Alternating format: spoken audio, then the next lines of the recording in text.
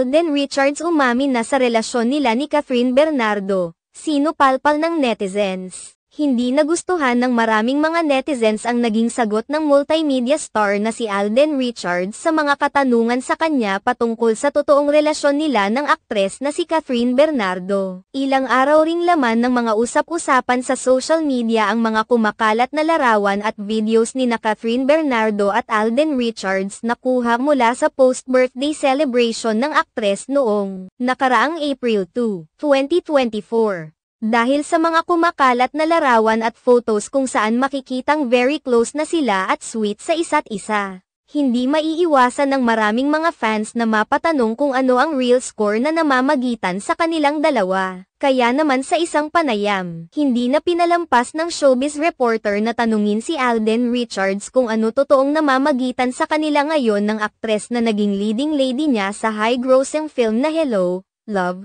Goodbye. Ayon kay Alden Richards, kung ano ang nakikita sa kanila ng mga netizens at mga tao ay iyon na ang kanilang relasyon. Iginiit pa ni Alden Richards na hindi naman kailangang ipamalita sa social media ang kung anumang namamagitan sa kanila ni Kathryn Bernardo. Inilahad pa ni Alden Richards na kung anuman ang nakikita ng mga tao sa kanila sa social media ay ganoon din sila sa personal na buhay. Marami naman sa kanilang mga tagahanga ang nagbubunyi dahil nalalapit ng maisakatuparan ang hinihiling nila na magkakamabutihan ang kanilang mga idolo lalo na ngayong wala na umanong humahadlang sa kanilang dalawa.